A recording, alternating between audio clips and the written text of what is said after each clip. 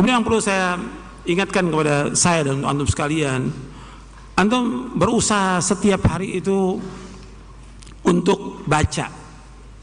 Karena kalau kita lihat teman-teman kita kurang baca, ya, bukan hanya orang awam, bahkan para ustadz juga sebagian kurang baca.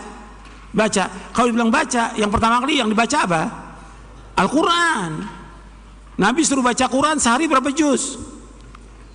Iqra'ul Quran fi syahr. Baca Quran, hatamkan Quran selama sebulan. Artinya maksudnya Nabi hatamkan Quran selama sebulan, berarti sehari baca berapa juz? 1. Antum baca tuh, nanti pulang dari sini baca 1 juz. Kemudian Nabi katakan lagi iqra'u fi ishrin. Bacalah selama 20 hari. Berarti 1 hari 1,5 juz. Iqra'u fi 15. Bacalah selama 15 hari. Hatamkan 15 hari. Berarti sehari 2 juz. Iqra'u fi ashrin. Bacalah selama 10 hari. Berarti sehari 3 juz. Iqra'u fi sabin wala tazid la dzalik. Bacalah selama sepekan, jangan kurang daripada itu. Artinya kalau kita bisa baca 1 juz, baca. Kalau bisa lagi 1,5 juz. Kalau bisa lagi 2 juz. Kalau bisa 3 juz. Setiap hari antum baca, istri antum baca, anak antum baca. Setiap hari itu baca. Itu yang pertama. Baca Quran tiap hari. Antum akan merasakan barokahnya rumah tangga antum. Barokah itu dengan baca Quran barokah. Kan Allah sebutkan bahwa kitab yang paling barokah apa? Al-Quran. Kalau kitab ini barokah, berarti kita bacanya pun barokah. Rumah tangga kita pun barokah dengan baca Al-Quran. Perhatikan tuh, baca Quran setiap hari. Yang kedua, jadi istri antum baca, anak antum baca, antum juga baca. Setiap hari itu, pagi baca, sore baca, malam baca. Harus ada waktu untuk baca Quran. Jangan ditinggalkan. Nggak bisa ditinggalkan Quran, baca. Setiap hari. Sekarang kan enggak, sibuk dengan apa? Dengan HP. Quran, tiap hari baca Al-Quran, tiap hari itu. Dan Nabi menyuruh kita suruh baca Al-Quran. Jangan jadikan rumah kita seperti kuburan, nggak ada bacaan Quran. Kata Nabi, la taj'alu buyutakum maqabira inna syaitana yanfiru minal baiti alladzi tuqra'u fi surat Al-Baqarah. Jangan kamu jadikan rumah kamu seperti kuburan. Sesungguhnya setan lari dari rumah yang dibacakan surah Al-Baqarah. Akhrajahu Muslim. Yang kedua, baca hadis Nabi. Baca tuh hadis Nabi. Kalau antum bisa baca Sahih Bukhari, baca 1 hadis saja tiap hari. Muslim 1 hadis, enggak usah banyak, 1 hadis saja. Tiap hari 1 hadis, 1 hadis. Masa nggak bisa 1 hadis? 1 hadis aja. Sahih Muslim 1 hadis tiap hari baca. Quran 1 juz atau 2 juz, hadis 1 baca. Masa nggak ada waktu? Masa nggak bisa? Semua nih, yang orang awamnya, yang pelajarnya, yang ustadznya, semuanya. Masa nggak bisa 1 hadis? Nggak sampai 10 menit 1 hadis. Kalau panjang bisa, tapi kalau pendek nggak sampai baca. Sekarang mulai dari mana Ustaz? Arba'in Nawawi baca dulu. Arba'in Nawawi. Mulai dari Arba'in Nawawi antum baca. Baca hadisnya, baca terjemahnya, baca syarahnya. Kemudian yang ketiga, baca buku yang sekarang kita pelajari ini. Mulai misalnya, antum baca. Baca syarah kitab tauhid, baca syarah akidah Ahlussunnah wal Jamaah, baca mulai misalnya, baca juga menuntut ilmu jalan menuju surga. Sama satu lagi yang antum harus baca, yang antum nggak boleh tinggalkan tuh tiap hari. Doa dan wirid antum baca tiap hari itu antum baca.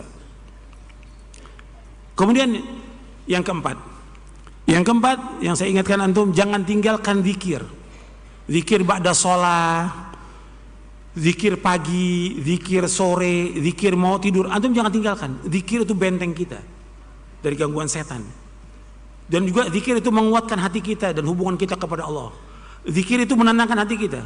Zikir itu juga menambah ganjaran dan pahala. Antum zikir, jangan tinggalkan tuh zikir. Zikir terus setiap hari. Karena Allah menyuruh kita untuk berzikir sebentar, sedikit atau banyak. Ya ayyuhalladzina amanu dzkurullaha dzikran katsira wasabbihuhu bukratan wa asila. Oh yang beriman, berzikir kepada Allah dengan zikir yang banyak. Bertasbih kepada Allah pada pagi dan sore. Perhatikan tuh, zikir jangan tinggalkan.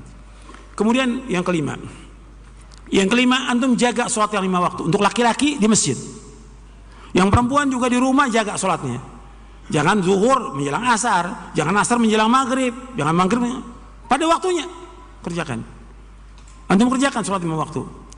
Jangan lupa juga kerjakan sunnahnya, qobliyahnya, ba'diyahnya. Orang mengerjakan qobliyah, ba'diyah selama 12 rakaat dijamin dengan apa? Surga. Nah saya heran tuh ikhwan-ikhwan habis sholat ke belakang, nggak tahu ngapain ke belakang tuh. Mesti kan zikir, duduk di tempatnya. Selama dia duduk tempat itu, di tempat dia sholat, malaikat mengatakan Allahumma ighfir lahu, Allahumma arhamhu, Allahumma ighfir lahu, Allahumma arhamhu, Allahumma ighfir lahu. Ya Allah, ampuni dia, rahmati dia. Baca zikir, nggak lama, paling 10 menit, 15 menit. Duduk antum. Sholat sunat juga, kenapa antum nggak kerjakan? Qobliyahnya kerjakan, ba'diyah kerjakan. Nggak banyak waktu. Kalau kita di musola, kita mau sholatnya di rumah nggak ada masalah. Tapi kalau antum jauh, ya di masjid sholatnya. Karena memang sebaik-baik sholat seseorang itu di mana? Di rumah. Kata Nabi, afdalu sholatil mar'i fi baitihi ilal maktubah. Sebaik-baik sholat seorang di rumahnya kecuali yang wajib. Jelas tuh, ya. Antum jangan tinggalkan tuh. Antum juga jangan tinggalkan sholat malam. Bangun tengah malam, antum udah ngaji. Apalagi yang dai, ustadz, jangan tinggalkan. Itu pesan tuh dari Rasulullah SAW kepada para sahabat yang masih remaja. Suruh sholat malam.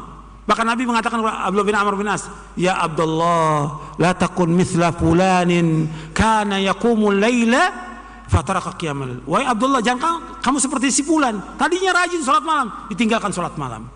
Sholat malam itu untuk menguatkan hati kita, iman kita, hubungan kita dengan Allah. Di saat malam kita berzikir, saat malam kita berdoa kepada Allah. Doakan diri antum, orang tua antum, istri antum, anak antum, kaum muslimin, doakan.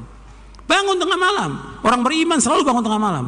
Jangan tinggalkan tuh, selalu bangun tengah malam. Antum punya istri, punya anak, punya cucu, antum sehat atau sakit, bangun tengah malam tetap. Minta kepada Allah. Itu kebiasaan orang-orang soleh. Banyak hadisnya. Di buku Nuntut Ilmu saya juga bawakan itu riwayatnya.